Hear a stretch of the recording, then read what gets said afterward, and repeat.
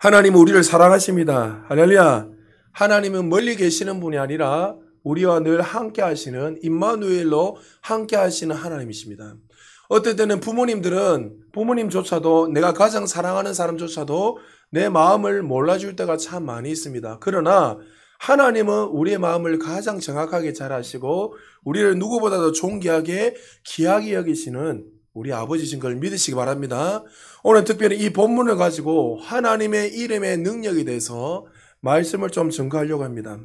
우리가 이 땅에 살아갈 때 내가 믿는 하나님, 내가 믿는 예수 그리스도가 누구이신지를 모르면 그 인생은 방황하면서 목적 없이 유리방황하면서 마치 이스라엘 백성들이 40년 동안 광야에서 방황하면서 살다가 1세대 사람이 다 죽었던 것처럼 마치 우리의 인생도 그렇게 될 수밖에 없다는 거예요. 그러나 아무 소망 없이 아무 능력 없이 방황을 살아가는 인생이 창조주 하나님을 만나게 되면 그 안에 생명의 역사가 일어나고 능력이 나타나고 소망의 역사가 이루어진다는 거죠. 그래서 우리가 믿는 분이 분명히 누군지 알고 여러분들이 그 하나님을 의지하며 살아갈 수 있는 저와 여러분 되시기를 주님 축복합니다.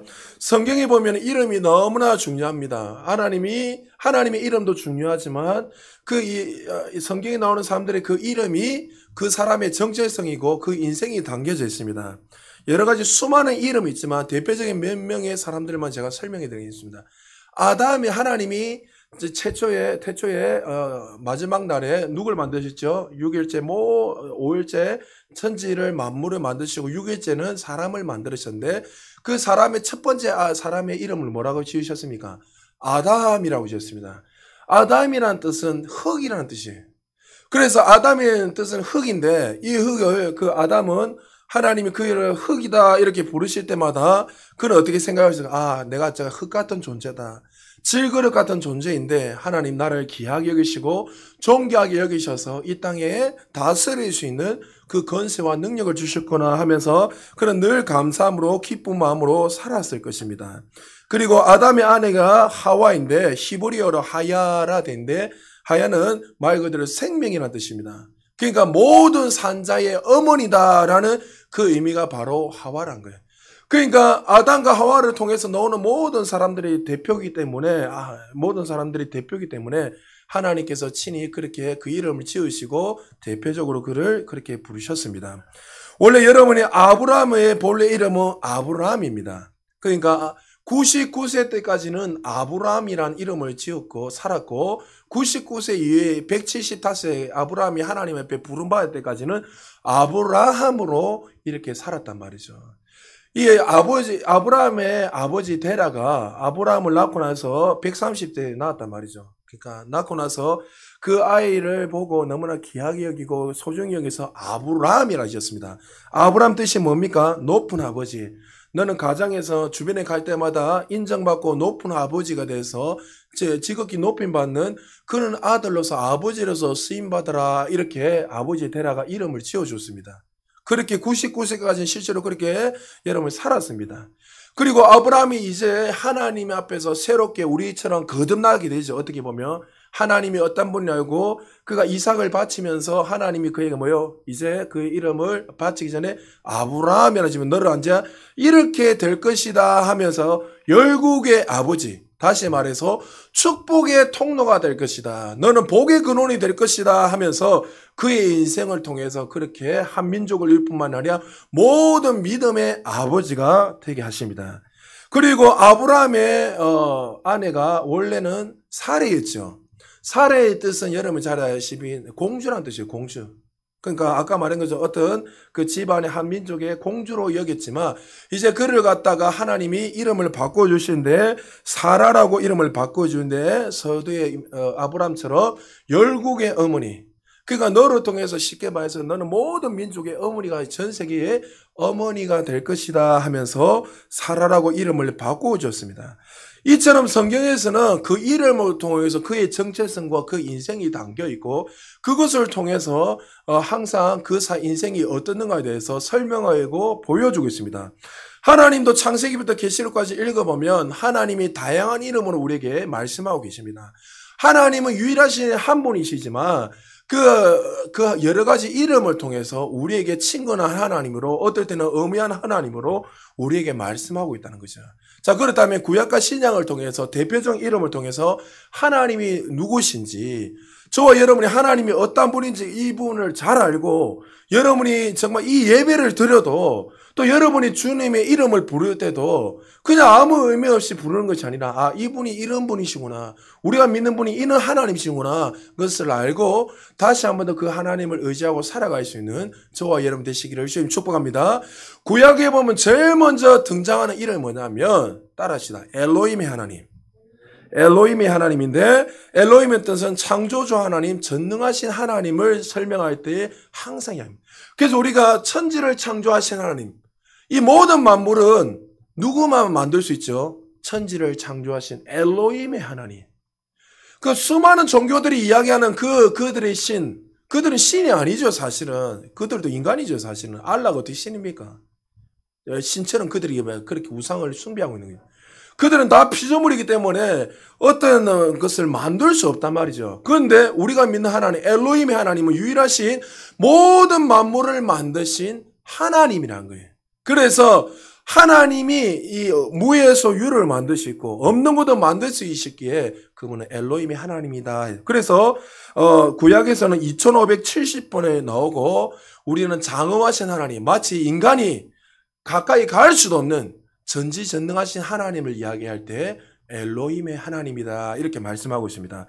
그래서 창세기 1장 1절에 보면 제일 먼저 이 하나님이 엘로힘의 하나님에 대해서 이야기합니다. 다 아는 내용이니까 같이 한번 읽어볼까요? 시작. 태초에 하나님이 천지를 창조하시니라. 아멘. 그래서 우리 그 신학교에서 공부할 때도 제일 먼저 이 태초에 천지를 하나님이 천지를 창조하시니라 이렇게 하면서 베르시드 바라 엘로힘 이렇게 하면서 엘로힘이 바로 천지를 만드신 하나님. 그러니까 창세기 1장 1절에 이 성경의 66권의 모든 것이 정답이 나와 있는 거예요. 내가 누구냐 이렇게 선언하는 거예요. 누구죠? 이 모든 만물을 만드신 하나님이다.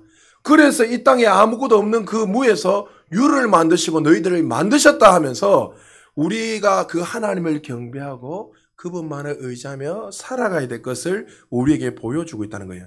천지를 창조하신 엘로히 하나님을 알게 되면 모든 사람들은 그 하나님을 만나게 되면 그 하나님 앞에 무릎 꿇고 경배하게 됐다는 거죠. 우리는 사실 지금 이 예배 드릴 때 주님이 우리 안에 이미 계시지만 우리가 그 주님을 날마다 인식하면서 살아야 할 게 뭐냐면, 그 하나님을 부를 때도 그냥 아무 생각 없이 부르는 것이 아니라 항상 어떻게 생각을 불러야 된다고요? 아, 이 하나님이 엘로힘의 하나님이시구나. 이 모든 만물을 만드시고 죽은 자도 살리시고 이 땅에 없는 것들도 우리 하나님의 자녀들로 해서 만들어 주시는 그 엘로힘의 하나님, 전지전능하신 창조주 하나님이구나. 우리는 날마다 생각해요. 그래서 여러분, 이 창조주 하나님을 만나게 되면요, 우리가 이 땅에서 바다를 봐도 하늘을 봐도 새롭게 보이는 거예요. 할렐루야. 그래서 여러분, 모든 만물들을 바라보면서, 저도 여러분에게 말할 때 좀 그렇지만 정말 그 신학교 대학교 다닐 때, 학부 다닐 때에 늘 여러분 말씀드렸지만 이렇게 산에 한 번씩 올라가고 밤마다 기도회로 산에 올라가고 또 점심 먹고 나면 혼자서 산을 이렇게 한 바퀴 빙 돕니다. 근데 평소에 늘 봤던 낙엽이고 평소에 봤던 나무였는데, 뭐 풀이었는데, 그냥 지나가는데 그 나무잎이 갑자기 제 앞에서 낙엽이 뚝 떨어지는 거예요. 떨어지면서 막 눈물이 나오는 거예요. 여러분, 우리 목사님이 또 요즘 뭐 갱년기인가 감성이 풍부해서 그런다. 그게 아니라 나무잎이 뚝 떨어지는데 어떻게 하나님은 제게 말씀하시냐면, 사랑하는 아들아, 내가 말하지 않으면 이 나무잎조차도 떨어지지 않는단다. 천지를 주장하시고 다스리신 그 하나님의 은혜를 깨닫게 되니까 나무나 하늘과 땅에 그냥 이전에 봤던 그 나무가 아니었다는 거죠. 하나님이 이 모든 만물을 만드셨기에, 그리고 그 하나님이 우리를 부르셨기에 나도 늘 감사하며 감격하며 살아갈 수 있구나. 이 천지를 창조하신 엘로힘의 하나님 만났던 이 시편 기자가 이렇게 시편 19편 1편에서 이렇게 노래하고 있습니다. 우리 같이 한번 읽어볼까요? 시작. 하늘이 하나님의 영광을 선포하고 궁창이 그의 손으로 하신 일을 나타내는도다. 할렐루야. 온 만물이 각자 자기의 모습으로 창조주 하나님을 찬양하고 있더란 거죠. 영국 시인이었던 1800년도에 엘리자베스 브라우닝은 하나님을 향해서 이렇게 그가 고백하고 있습니다. 세상은 하늘로 가득 차 있고 모든 숲은 하나님으로 불타오르네. 그러나 이것을 볼 수 있는 사람만이 신을 벗는다네. 천지를 창조하신 하나님을 만난 사람만이 모든 만물을 보면서 전지전능한 하나님의 손길을 느끼고 그분의 그 앞에서 경외감으로 무릎을 꿇고 경배할 수 있다는 거죠. 아무나 경배하는 거 아니에요. 그분이 누구신가 아는 자만이 경배하는 거예요. 여러분, 세상 사람들이 왜 경배하지 않을까요? 그 창조주 하나님을 만나지 않으니까 그 천지를 창조하신 그 하나님이 아니라 빅뱅 이론을 통해서 아메바를 통해서 여러분 어떤 걸 통해서 진화돼 가지고 만들어졌다는 거예요. 끊임없이 여러분 이 지구도 빅뱅 이론을 통해 가지고 계속 터져서 그것이 나중에 모여서 지구가 형성됐다. 말이 안 되는 거예요. 그러니까 그들은 자신의 어떤 지혜를 가지고 지식을 가지고 누군가 그렇게 만들어졌을 거다 하는. 여러분 나사 여러분 잘 알잖아요. 미국 항공우주국 전 세계에서 가장 똑똑한 사람들이 모이는 곳이잖아요. 미사일을 쏘고 뭐 로켓으로 쏘고 우주에서 몇 년 있다가 화성으로 또 간다잖아요. 예, 이렇게 지금 과학이 발달했습니다. 근데 그 과학자들 대다수가 뭐라고 고백한다고요? 그들 가운데 무신론자도 있고 또 알라를 믿는 사람도 있고 다양한 사람이 있는데 우주를 연구하고 천지를 연구하면서 그들이 동일하게 하는 말이 뭐냐면 하나님이 계시다 이렇게 고백하는 거예요. 신은 계시다. 보면 볼수록 너무나도 만든 이 우주를 보면서 별을 보면서 너무나 이 강대한 우주를 보면서 신이 계시지 않으면 하나님이 계시지 않으면 될 수 없다 이렇게 이야기해요. 여러분 하나님은 우리 모든 만물을 창조하신 엘로힘의 하나님이십니다. 할렐루야. 그래서 이 엘로힘의 하나님 창조의 절정은 만물이 완벽하게 만들어질 때 이 창조의 절정이 아니라 누구를 만들었을 때요?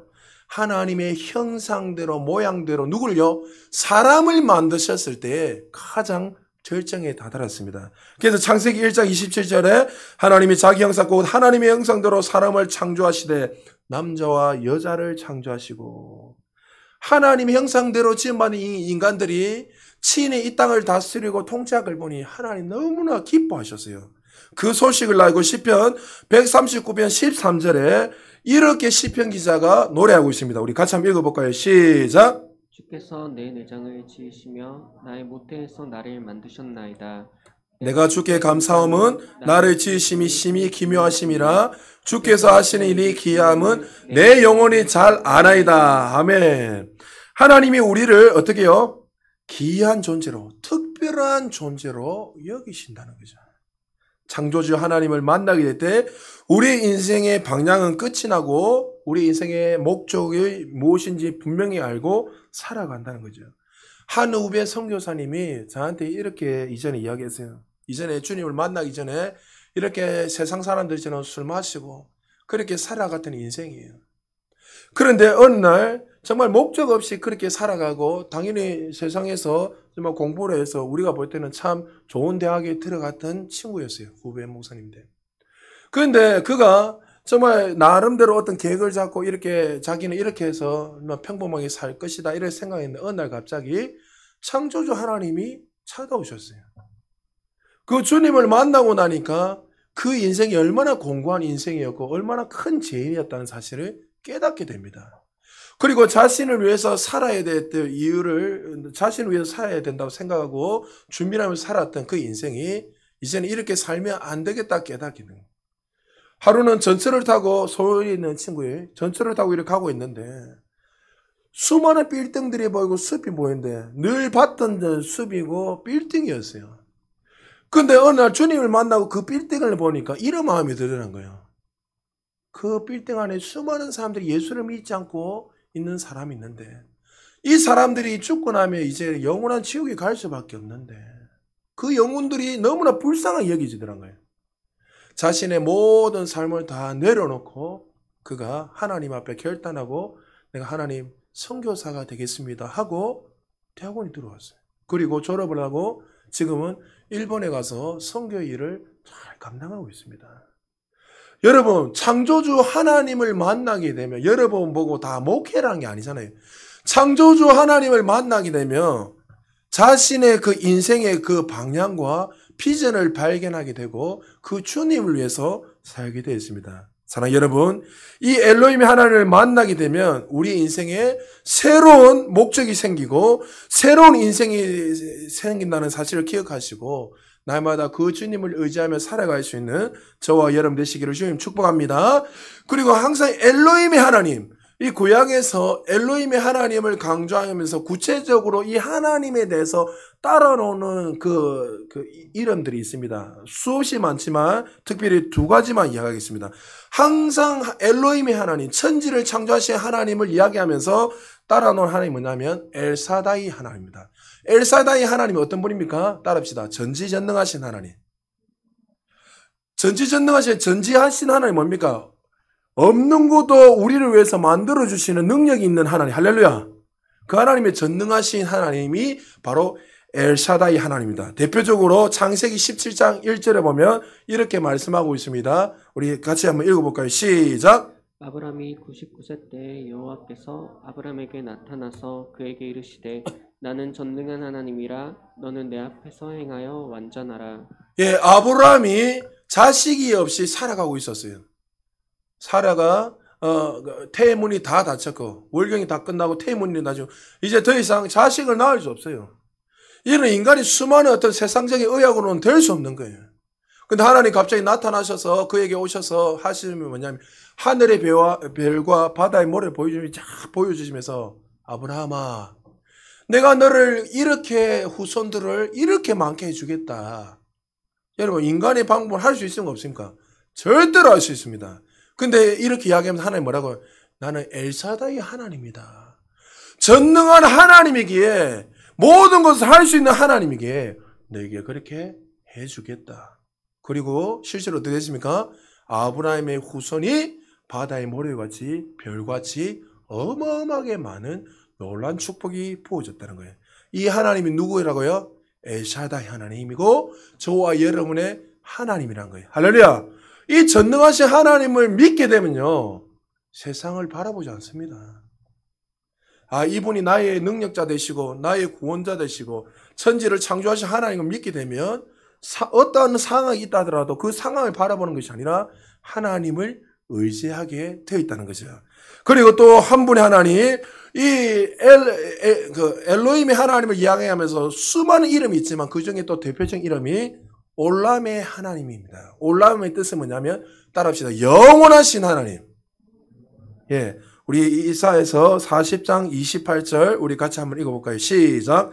너는 알지 못하느냐 듣지 못하느냐 영원하신 하나님 여호와 땅끝까지 창조하신 이는 피곤하지 않으시며 곤비하지 않으시며 명철이 한이 없으시며. 아멘. 세상은 다 바뀌어도 천지는 다 없어져도 하나님은 영원하시다는 거예요. 할렐루야. 올람의 하나님은 우리가 이 영원하신 하나님을 경험하게 되면 정말 우리가 독수리 날개쳐 올라가지 날마다 피곤치 않고 곤비치 않고 새 힘을 얻으며 살아갈 수 있다는 거예요. 수많은 특별히 예수 밖에 있는 사람 말고 예수 안에 있는 사람들 중에서 왜 많은 사람들이 실패할까요? 왜 어떤 사람 날마다 승리를 누리며 살아갈까요? 다른 거 아닙니다. 대다수 사람들 그리스도 안에서 실패하고 좌절하고 넘어지는 사람들은 이 올람의 하나님을 믿지 않기 때문에. 영원하신 하나님. 어떤 어려움이 오면 상황을 바라보면 상황을 바라보고 아, 내일 정말 이 부도가 당하는데 내일 내가 정말 돈 이 50만 원 뭐 몇십만 원 없어가지고 뭐 이거 메꾸지 못하면 우리 집 큰일 나는데 질병 때문에 걱정하고 또 여러 가지 수많은 닥치는 어려움을 당해서 그 상황을 바라보면 염려하고 걱정하고 두려워하는 거예요. 그 마귀가 그렇게 넣는 거죠, 사실은. 근데 정말 늘 승리하고 영광에서 더 큰 영광 올라가는 사람은 어떻습니까? 똑같은 상황입니다. 내일 이맘때 부도가 일어나고 막 여러 가지 걱정이 되고 자녀들이 문제가 일어나고 닥치는 게 뭐 평소에 막 이 어려움이 내 어려움이 온다 이렇게 어려움이 오면 좋은데 어떨 때는 마치 쓰나미처럼 한꺼번에 밀려올 때 있잖아요. 감당 안 될 정도로. 숨이 칵 막히죠. 죽고 싶을 정도로. 그러면 여러분 똑같은 두려움이 어려움이 오는데 승리하는 사람은 어떻지요? 이 영원하신 하나님을 믿는 거예요. 할렐루야. 능력이 하나님을 믿는 거예요. 상황은 여전히 변화하고 여전히 어려운 가운데 있지만 하나님은 능력이 하나님이시다. 전지전능하신 하나님이시다. 천지는 다 사라져도 다 없어져도 하나님은 영원하시기에 하나님이 우리의 모든 삶을 책임져 주신다는 것을 믿기에 그 인생은 상황을 바라보고 두려워하는 것이 아니라 그 내일을 기대하며 나아가게 되는 거죠. 사랑하는 성도 여러분, 이 하나님을 묵상하시기를 주님을 축복합니다. 묵상할 때 내 안에 계신 그 하나님이 우리에게 능력 주시는 거예요. 여러분이 그 묵상을 하고 발을 디딜 때에 역사가 일어난 거예요. 여러분 항상 역사는 이런 거예요. 내가 움직이지 않으면, 내가 믿고 걸어가지 않으면 역사 안 일어납니다. 하나님이 모세에게 어떻게 해요? 지팡이를 내밀을 했을 때 지팡이 내밀지 않으면 어떻게 됩니까? 역사 안 일어나는 거예요. 제사장들이 법궤를 메고 요단강을 건널 때 어떻습니까? 들어가려 했을 때 그럼 들어가면 죽는데 그건 어땠습니까? 말씀을 의지하여 그냥 들어갔어요. 들어갈 때 어떻게 됐죠? 요단강이 물이 말라버린 거예요. 할렐루야. 여러분 대다수 지식으로는 다 믿습니다 하고 다 알아요. 지식으로 안다고 역사 일어난 거 아닙니다. 믿고 행할 때 할렐루야. 이게 역사가 일어나는 거예요. 손을 얹을 때 역사 일어난 거예요. 할렐루야. 금요일날도 이야기했지만 여러분 끝까지 믿음을 유지해야 돼요. 상황을 바라보고 두려워하는 것이 아니라 신앙이라는 것은 말씀을 믿고 말씀이 이루어질 때까지 계속 나가는 거예요. 할렐루야. 반드시 역사가 일어납니다. 자, 그리고 구약의 대표적 이름 두 번째 이름이 또 나오는데 여호와입니다. 우리 히브리어로는 야훼라 돼 있어요. 그래서 여러분 순복음에 보면 뭐라 합니까? 야훼 이렇게 얘기하잖아요. 여호와 이름 넣으면은 순복음에서는 여호와를 안 부르고 야훼 하나님 이렇게 항상 부릅니다. 여호와 이름은 사실 스스로 존재하는 자라는 뜻인데 이 이름은 사람에게는 절대로 사용할 수 없습니다.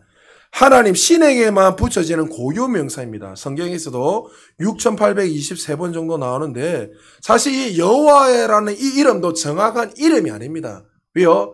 이스라엘 백성들이 이름이 나올 때마다 그들은 어떻게 합니까? 이 여호와라는 이름이 나올 때마다 사실 하나님 이름 나올 때 자기들이 이렇게 부르면 안 되겠다 싶어서 이름을 바꿔서 적어놓은 거예요. 사실은 아도나이 이렇게 부르는데 그러니까 그들이 글자를 적다가 여호와 하나님의 이름 넣으면 그 서기관들이 어떻게 합니까? 바로 가서 몸을 모욕 제기를 하고 그래가지고 몸을 정각케 하고 다시 와서 이름을 적습니다. 감히 전지전능하신 하나님 이 여호와 이름을 부를 수 없기에 그들은 그 이름을 대신해서 여호와라는 이름을 이렇게 적어놓은 거란 말이죠. 여러분 정말 이 이스라엘 백성들은 감히 그 전지전능하신 하나님의 이름을 부를 수 없어서 대신 여호와 야훼라 아도나이를 부르고 있는데 우리는 지금 전지전능하신 하나님을 마음껏 부를 수 있어요. 할렐루야. 이건 아무나 주어지는 특권이 아니에요. 예수 그리스도를 믿는 하나님의 자녀들에게만 주는 특권입니다. 자, 출애굽기 3장 14절에 이렇게 여호와 하나님에 대해서 설명하고 있습니다. 같이 한번 읽어볼까요? 시작. 하나님이 모세에게 이르시되 나는 스스로 있는 자이니라. 또 이르시되 너는 이스라엘 자손에게 이같이 이르기를 스스로 있는 자가 나를 너희에게 보내셨다 하라. 하나님이 뭐라고요? 나는 스스로 있는 자다. 누가 만든 것이 아니라 처음부터 영원에서 영원까지 스스로 있는 자이다. 씨를 뿌리면 열매가 나오지만 그러나 하나님은 어떤 누구를 씨를 통해서 나온 것이 아니라 이미 창세전부터 이미 계신 분이고 스스로 계시고 영원부터 영원이신 하나님에게 알파 오메가 처음부터 나중 마지막까지도 스스로 존재하시는 전지전능하신 하나님이란 거예요. 자, 엘로힘은 감히 우리가 다가갈 수도 없는 전지전능하신 창조주 하나님이라면 여호와는 말 그대로 어떻게 스스로 계시지만 항상 우리와 함께 하시고 우리와 가까이 계시는 하나님이 여호와 하나님이세요. 그래서 출애굽기 6장 2절에 보니까 3절에 보면 이렇게 말합니다. 같이 한번 읽어볼까요? 시작. 하나님이 모세에게 말씀하여 이르시되 나는 여호와이니라. 내가 아브라함과 이삭과 야곱에게 전능한 하나님으로 나타났으나 나의 이름은 여호와라는 그들에게 알리지 아니하였고 나는 여호와이니라. 내가 아브라함과 이삭 야곱에게 전능한 하나님 엘사다이로 나타났으나 나의 이름은 여호와로다. 그들에게 알리지 아니했지만 약속을 성취하시는 하나님으로 나타나지는 않았는데 이제 때가 되어서 너희 조상들에게 나타나고 너에게 이제 가장 친밀함으로 나타났다고 설명하네요. 그래서 그 이름을 부를 때마다 하나님 어떻게 해요? 늘 그들과 함께 하시고 그들과 동행하여 주시고 지금 우리에게 어떻게 해요? 임마누엘로 우리 안에 영원히 함께 하셔서 천국에 이를 때까지 우리와 함께 하시는 하나님으로 우리에게 부르고 말씀하고 있습니다. 이 여호와라는 여호와라는 이 하나님은 말 그대로 인생의 모든 문제를 알고 계시고 여러분의 그 신음소리를 들으시는 그 하나님이에요. 그 하나님을 알게 되면 그 하나님을 믿게 되면 다른 곳에 집중하게 되어 있습니다. 어떤 어려움이 와도 어떤 두려움이 와도 우리의 신음소리를 항상 들으시는 그 하나님. 여러분 조용하게 여러분의 인생을 한번 돌아보시기 바랍니다. 정말 어떤 어려운 문제가 일어날 때마다 그 문제들이 왜 일어나냐면 그 전지전능하신 하나님의 앞에 우리가 집중하지 않기 때문에 문제가 일어나는 거예요, 사실은. 반대로 그 창조주 하나님을 내가 정말 믿게 되면 그 상황 속에서도 하나님 우리 피할 길을 예비하시고 열어주셔요. 할렐루야. 여러분과 혹시 어려운 분이 있습니까? 어려운 분이 있다면 지금 그 시간대 주님 앞에 나와 엎드려야 될 시간이에요. 할렐루야. 어디 뛰어다니고 돌아다니는 게 아니라 하나님 앞에 잠잠하게 고요하게 주님의 음성을 들어야 할 시간이에요. 분주하니까 너무 바쁘니까 듣지를 못하는 거예요. 그럴 때는 쫙 어떨 때는 여러분 한 몇 시간 동안 손 들고 아무 말 하지 말고 손을 들고 교회 앞에서 손 들고 쫙 주님만 바라보고 계셔보세요. 얼마나 하나님의 음성이 세밀하게 들리는지 모릅니다. 사랑하는 아들아, 딸아, 내가 너를 사랑한다. 많이 힘들지? 염려하지 마라. 두려워하지 마라. 나는 전지전능하신 하나님이다. 너의 인생을 끝까지 인도해 줄 좋으신 아버지다. 그 음성을 들으면요. 환경은 변함이 없어요. 그런데 어떤 일이 일어나냐니까 그것을 믿게 될 때 환경의 문이 새롭게 열리는 거예요. 여러분 잠잠하게 주님을 바라봐야 돼요. 인생의 문제는 하나님 모를 때 그 이름을 모를 때 문제가 생깁니다. 하나님의 천지를 창조하신 것을 부인하지 않는다고 해서 정말 여호와 하나님 모르게 되면 하나님은 그저 기독교인들이 믿는 신으로만 존재할 뿐입니다. 여호와 하나님의 이름을 부를 때마다 꼭 기억하시기 바랍니다. 지금도 나의 기대에 귀를 기울이시고 하나님이 말씀하신 약속을 꼭 지켜주시는 하나님이고 또 여러분의 인생을 책임져 주시고 반드시 문을 두드리며 열어주시는 좋으신 하나님의 사실을 믿고 그 하나님의 이름을 부르고 의지하며 살아갈 수 있는 저와 여러분 되시기를 주님 축복합니다. 자, 그러면 여호와라는 이 이름을 이야기하면서 항상 또 네 가지로 이렇게 여호와의 이름에 대해서 구체적으로 설명하는 이름이 있습니다. 먼저 여호와는 어때요? 여호와 이레의 하나님이시다 이렇게 말씀하고 있습니다. 자, 우리 창세기 22장 14절 같이 한번 읽어볼까요? 시작. 아브라함이 그 땅 이름을 여호와 이레라 하였으므로 오늘날까지 사람들이 이르기를 여호와의 산에서 준비되리라 하더라. 자, 이레라는 뜻은 히브리 원문에 보면 미래를 나타내다, 미래를 보다라는 뜻인데 우리는 어떻게 준비되다 이렇게 해석하고 있습니다. 잘 번역하고 있죠. 하나님이 이 아브라함에게 말씀하시면서 무엇을 준비하고 있습니다. 하나님이 아브라함에게 이삭을 모리아산에 바치라 했습니다. 그 당시에는 인신제사, 사람을 바치는 제사로 신에게 자신의 모든 경배를 드렸기 때문에 하나님이 그 당시 고대 근동시대의 그 시대적 문화를 누구보다 잘 아시기에 아브라함에게도 네 아들을 100세 때 낳은 아들을 바치랍니다. 여러분 아들을 어떻게 바치죠? 그러나 아브라함은 하나님 앞에 순종함으로 모리아산에 올라가서 이제 하나님 앞에 번제를 드려서 아이를 바치려고 합니다.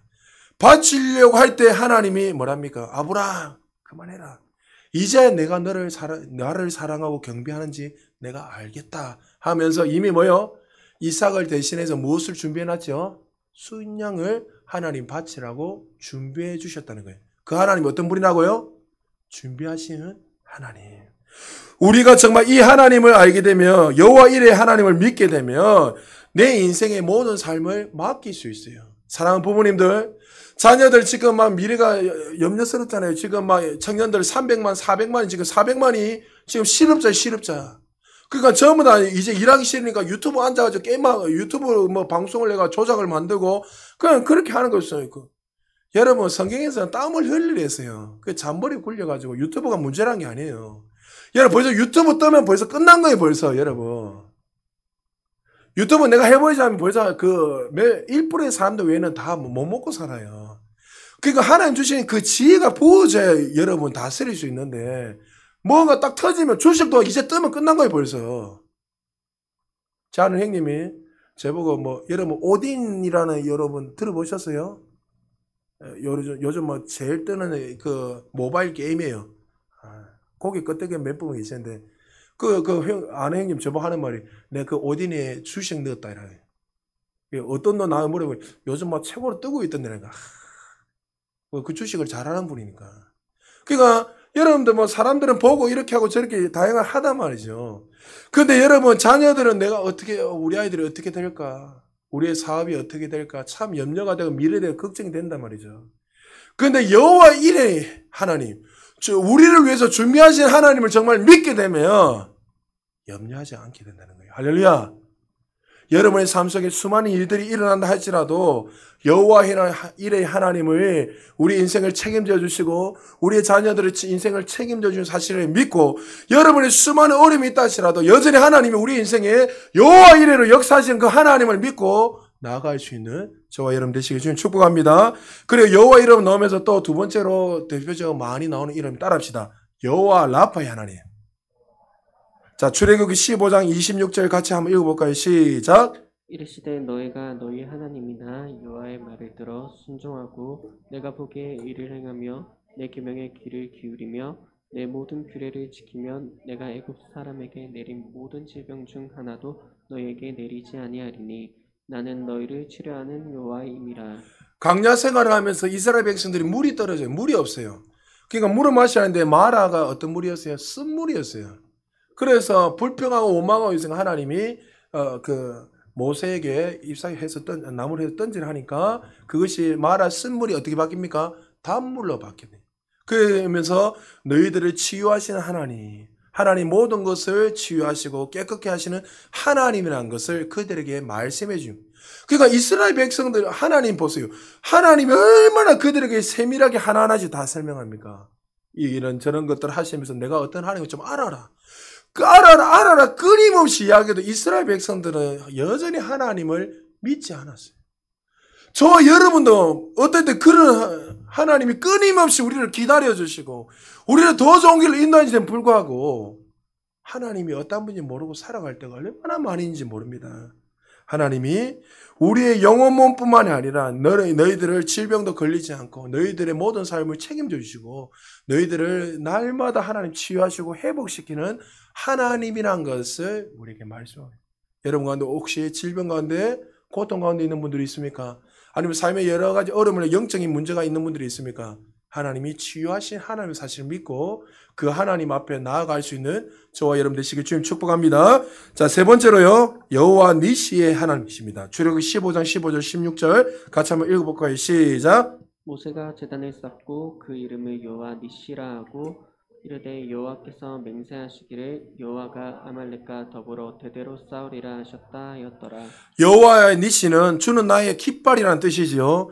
이스라엘 백성들 아말렉과 싸울 때 이스라엘은 꽃갱이만 들고 애굽에서 출애굽했는데 아말렉과 도저히 싸워서 승리할 수 없단 말이죠. 그들은 정말 군사를 잃었고 철기 문화였기 때문에 이제 전쟁에 능한 자들이었단 말이죠. 그런데 그 두려워하고 떨고 있을 때 하나님이 그들에게 나는 너희의 깃발이다. 친히 대대로 너희들을 위해 대신해서 내가 전쟁에서 날마다 승리하도록 너희들을 위해서 대대로 싸우겠다고 말씀하신 하나님이 뭐라고요? 여호와 니시 하나님이에요. 이 하나님을 알게 되면 여러분 어떤 상이 와도 원수가 우리를 몰아치고 어려움이 있어도 여러분 어떤 직장 생활하고도 어떤 인간적으로 살아가다 보면 여러분들 원수 같은 사람들 많이 있잖아요. 그럼 악으로 갚지 마세요. 하나님 앞에 맡기세요. 할렐루야. 하나님이 친히 여러분을 대신해서 맡길 때에 그 상사도 마음을 바꾸시고 환경도 바꾸시고 막 저주를 하나님 저 인간 죽이달라고. 여러분 죽이달라면 진짜 죽습니다. 여러분 입술에 건세가 있어요. 그렇게 하시면 안 돼요. 하나님이 친히 우리를 대신해서 싸우시기에 하나님이 우리 환경과 우리 모든 삶을 책임져 주세요. 나의 깃발, 우리를 대신해서 싸우시는 그 하나님을 믿게 될 때 우리 안에 평강을 누리게 되는 거예요. 그리고 네 번째로요, 여호와 샬롬의 하나님. 뭐 샴마도 있고 수많은 거 있지만 여기까지만 할게요. 평강의 하나님을 말씀하고 있습니다. 사사기 6장 24절 우리 같이 한번 읽어볼까요? 시작. 기드온이 여호와를 위하여 거기서 제단을 쌓고 그것을 여호와 샬롬이라 하였더라. 그것이 오늘까지 아비에셀 사람에게 속한 오브라에 있더라. 이스라엘 백성들을 치려고 수많은 미디안들 13만이 넘도록 어마어마한 미디안이 정말 메뚜기 떼와 같이 몰려와가지고 이스라엘을 치려고 합니다. 근데 하나님이 기드온에게 뜬금없이 네가 사사가 되어라. 네가 쉽게 말해 대표가 되어서 앞서서 싸우라는 거예요. 기드온이 얼마나 믿음이 없는지 여러분 잘 알잖아요. 근데 하나님 넌 큰 용사라. 그의 정체성을 이야기해 주는 거예요. 그러나 그건 어떻게 해요? 나는 정말 벌레만도 못한 인생으로 자기 여겼단 말이죠. 그런데 하나님 뭐랍니까? 나는 어떤 하나님이라고요? 샬롬의 하나님, 평강의 하나님이다. 너의 모든 삶에 평강을 주는 하나님이다. 그리고 나서 그에게 용사를 준비해라 해가지고 저짝에서 나중에 300명의 그 기도원 용사들을 같이 이렇게 세팅이 되잖아요. 그리고 나서 어떻게 해요?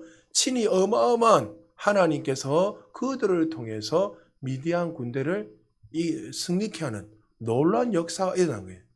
여러분, 하나님이 우리에게 어떻게 해요? 이 두려움 가운데 있을 때 우리에게 말씀하시는 거예요. 사랑 아들을 따라. 나는 이 땅에서 너에게 샬롬을 주는 평강을 주는 하나님이다. 다른 데서 찾지 말고 그 평강으로 말미암아 네가 일어나라고 우리에게 말씀하고 있습니다. 하나님을 바라보지 않을 때 평강이 사라지는 거예요, 여러분.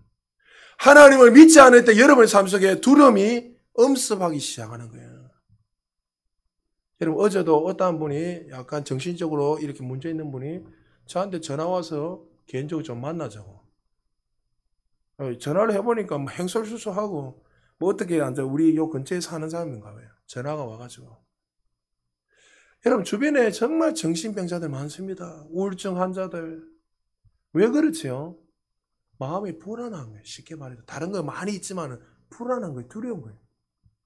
내일의 미래에 대해서 불투명하고.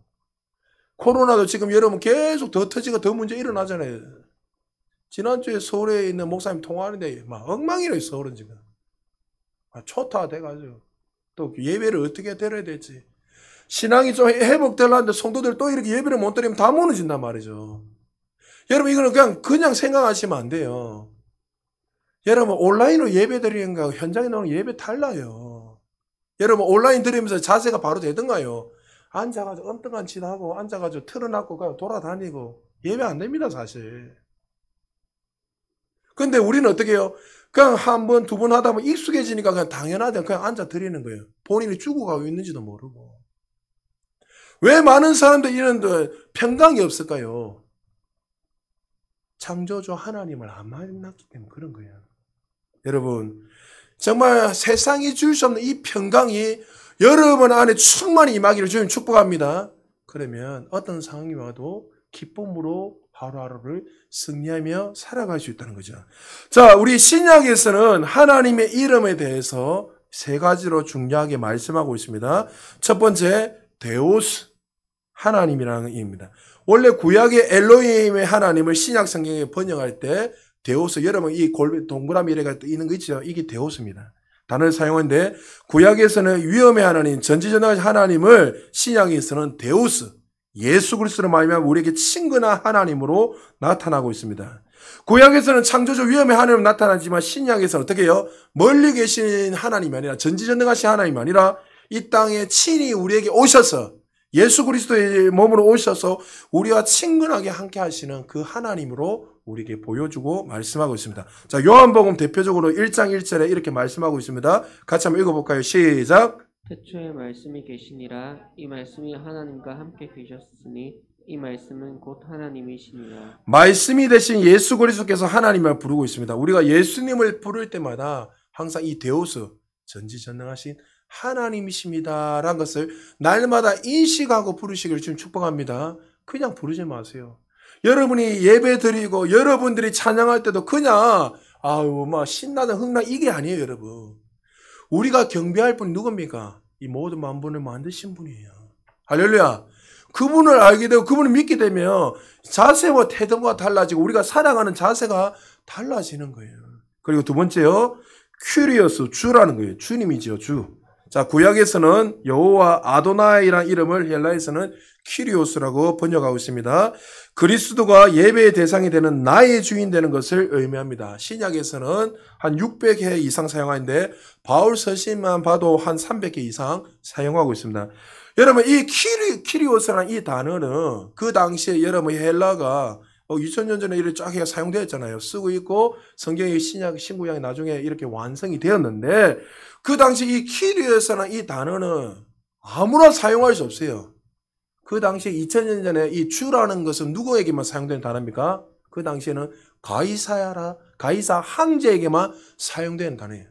어느 누구에게도 주님이십니다. 주님을 사용하면 죽어요. 바로 즉시. 황제만이 주라고 고백해야 된단 말이죠. 그런데 여러분, 예수를 믿는 사람들은 황제가 주인이 아니고 누가 주인이죠? 하나님이 예수 그리스도가 주인이었단 말이죠. 그래서 그들은 어떻게 해요? 그 당시에 예수님만 나의 주님이시다는 이 고백으로 말미암아 사자밥이 되고 순교의 제물이 되었단 말이죠. 여러분 이 사실을 알면요 아무나 주님이라고 못 부르는 거예요. 여러분이 정말 우리 주님을 주님이라 불렀다면 마땅히 경배하고 의지할 대상도 누구밖에 없는 거예요. 주님이세요. 할렐루야. 그럼 여러분이 어떤 어려움이 와도 어떤 일이 일어나도 누구를 의지해 나가야 되는 거예요? 주님이에요. 여러분 종이 주인의 말을 듣지 않으면 죽여요. 그 당시에. 그런데 하물며 우리에게 귀한 이름을 허락해 주셨어요. 우리를 불러주시고 우리를 왕으로 삼아주시고 그러면 우리가 정말 그 주는 그리스도 살아계신 하나님의 아들이십니다. 주님이 나의 아버지십니다. 주님은 나의 구원자십니다. 믿게 된다면 우리의 태도와 자세는 달라져야 된다는 거죠. 마태복음 대표적으로 15장 27절에 보면 여자가 이렇게 고백하고 있습니다. 같이 한번 읽어볼까요? 시작.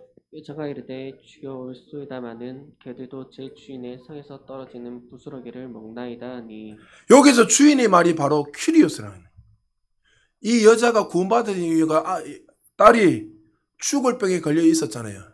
그런데 그 여자가 와가지고 이방 여자가 와서 주님 앞에 딱 무릎 꿇고 주님이라고 고백하는 거예요. 개들도 상에 떨어진 거 주워 먹는데 주님 우리 딸 구원해 주세요. 이 여인의 고백이 위대한 거예요. 그 당시에 주님이라고 고백하면 죽어요. 근데 이 여자는 어떻다고요? 당신이 천지를 창조하신 하나님 믿습니다. 우리 아이도 죽었던 아이조차도 살리 그 주님인 걸 내가 믿기 때문에 그 앞에서 무릎 꿇고 주님이십니다. 고백을. 어떻게 됐죠? 그 딸이 나음을 받는 놀라운 역사가 일어났습니다. 사랑하는 성도 여러분, 우리가 주님을 부를 때마다 예수님을 나의 주인을 모시고 있는지 그분 앞에 종의 모습으로 겸손하게 감사한 마음으로 예수님을 부르고 있는지 한번 점검할 수 있는 저와 여러분 되시기 바랍니다. 그리고 마지막으로요, 아버지, 파테르 되어 있습니다. 파테르는 아버지란 뜻인데 하나님과 자녀들을 가장 친속하게 할 수 있는 단어가 파테르 아버지라는 뜻입니다. 로마서 8장 15절입니다. 같이 한번 읽어볼까요? 시작. 너희는 다시 무서워하는 종의 영을 받지 아니하고 양자의 영을 받았으므로 우리가 아빠 아버지라고 부르짖느니라. 하늘에 계신 하나님이 우리의 아버지 되시는 거예요. 할렐루야. 천지를 창조하신 하나님, 없는 것도 만드시는 하나님, 죽은 자도 살리신 하나님, 정말 어미하시고 장엄하신 그 하나님이 누구의 하나님이라고요? 저와 여러분의 아버지 되세요. 할렐루야. 이 아버지가 될 수 있는 건 그냥 된 게 아니죠. 누구 때문에 이렇게 된 거죠? 천지를 창조하신 그 예수 그리스도가 이 땅에 오셔서 우리를 대신하여서 십자가에 못 박혀 피 흘려 죽으심으로 말미암아 그 피의 공로를 의지하고 믿는 자들에게만 부어지는 은혜예요. 할렐루야. 그래서 우리가 아빠, 아버지라 부를 수 있고 그 주 안에서 우리는 한 형제요, 한 자매가 되는 거예요. 천국에 올라가면서 어떤 사람 올라가지요? 이 보혈의 피를 의지한 사람들. 이 예수 그리스도를 나의 아버지를 믿는 자들만이 천국 가는 거예요. 여러분, 이 땅에서 육신의 부모님들이 천국에 올라가는 게 아니에요. 그 보혈의 피를, 공로를 받은 자만이 천국에 올라가서 아바, 아버지라 부를 수 있게 되는 거죠. 우리가 그 이름을 알고 그분을 의지할 때 하나님이 우리에게 어떠한 위대한 약속을 하셨습니까? 시편 91편 14절에서 16절 우리 한 목소리 같이 한번 읽어봅시다. 시작! 하나님이 이르시되 그가 나를 사랑한즉 내가 그를 건지리라. 그가 내 이름을 안즉 내가 그를 높이리라. 그가 내게 간구하리니 내가 그에게 응답하리라. 그들이 환난 당할 때에 내가 그와 함께하여 그를 건지고 영화롭게 하리라. 내가 그를 장수하게 함으로 그를 만족하게 하며 나의 구원을 그에게 보이리라 하시도다. 아멘. 하나님의 이름을 아는 사람은 하나님 높이신다는 거예요. 할렐루야. 건지시고 인도하시고 구원하신다는 거예요. 우리의 삶을 날마다 만족하게 해주신다는 거예요. 할렐루야. 그러니까 하나님 누군가를 알아야 돼요, 여러분.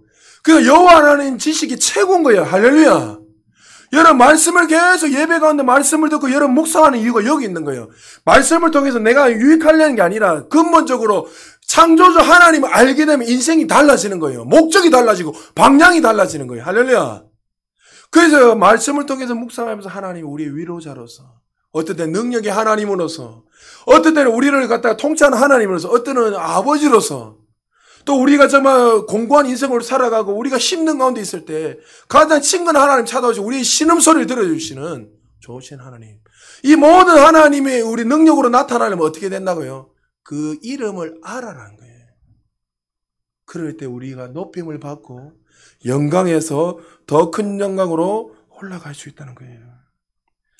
제 후배 목사님이 암 투명 지금 하고 있댔잖아요. 그 림프종암 하여튼 혈액암인가 하여튼 그거 정말 경우가 안 좋다고 그렇게 이야기하더라고요. 일주일에 한 번씩 매일 전화 왔는데 요즘 전화가 잘 안 와요. 너무 힘드니까. 지금 6차까지 끝났는데 그 후배 목사가 저한테 그런 거예요. 형님, 참 나 죽기 싫어요. 왜? 자녀가 둘이 있거든요. 4살. 그리고 지금 돌 안 지난 걸로 알고 있는데 돌이 지난지 모르겠어요. 하여튼 2살인가 있는데 그 딸을 놔두고 이렇게 하니까 막 속이 마음이 너무 아프다는, 불편하고 너무 힘들다는. 내가 나도 안다. 근데 자기는 죽음에 대한 두려움이 없는 거예요. 지금 죽으면 천국 가니까. 그러나 주변의 사람들을 두고 간다 생각 마음이 좀 불편한 거예요. 그래서 그 가운데 많이 힘들어하고 있는데 어느 하나님이 찾아오셨어요. 찾아오셔서 사랑하는 아들아 딸아, 아들 하면 이런저런 이야기하니까 왜 네가 염려하느냐. 이 아이들, 이 자녀도 나의 자녀인데 왜 네가 걱정을 하고 염려하고 있느냐. 내가 너희 모든 삶을 책임져 너희 삶도 책임지니까 두려워하지 말라. 그 음성을 딱 듣는 순간에 그 안에 평강이 임하더라는 거야. 그리고 그가 처음에는 저한테는 막 힘들다고 이야기하는데 지금은 형님 늘 감사하죠. 형님 늘 고맙지요. 하나님이 나와 함께 하시니까 너무나 감사하죠 하면서 그가 지금 그렇게 제가 걱정하지 말아서 네 치유되니까 염려하지 말고 네가 그 가운데서도 즐기고 기쁨으로 그렇게 좀 살아라 하니까 그도 그렇게 하고 있다고 고백하는 거예요. 사랑하는 여러분, 누가 이렇게 고백할 수 있죠? 하나님 이름을 알고 만난 자가 이렇게 고백할 수 있는 거예요. 할렐루야. 오늘 하나님 이름을 살펴봤습니다. 천지를 창조하신 엘로힘의 하나님, 여호와 하나님, 우리에게 가장 가까이 오시는 하나님, 샬롬의 하나님. 정말 우리 하나님의 이 주님을 모시고 만나게 되면 그 인생을 바뀌게 되는 거예요. 하나님이 우리 이 하나 창조주 하나님을 만난 사람들에게 한 가지만 이야기 마무리할게요. 만난 사람들에게, 만난 자들에게 부르시는 이름이 있습니다. 그 이름이 뭡니까? 그리스찬이라는 이름이에요. 그리스도인이라는 이름을 우리에게 불러주셨습니다. 사도행전 11장 26절에 보니까 만남의 안디옥에 데리고 와서 둘이 교회에 1년간 모여있어 큰 무리를 가르쳤고 제자들이 안디옥에서 비로소 그리스도인이라 이 이름을 받게 되었다. 생명을 거고 예수 그리스도를 따라갔던 가이사 황제가 주님이 아니라 예수님이 나의 주님을 모시고 살아가는 자들에게 붙여지는 이름이 뭡니까? 그리스도인이요 그리스찬입니다. 크리스찬 뜻은 그리스도께 뜻이에요. 이 이름 때문에 순교의 피를 흘렸고 이 이름 때문에 고난과 역경과 핍박을 경험하겠다는 거예요. 하나님이 우리에게 그 이름을 주셨어요.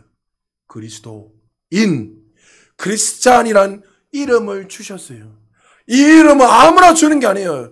예수 그리스도의 보혈의 공로로 피를 경험한 자마들, 하나님을 나의 아버지로 믿는 자들, 유일하신 하나님의 이름을 믿는 자들에게만 그리스도인, 크리스찬, 너희는 하나님께 속했다는 그 이름을 허락해 주신 거예요.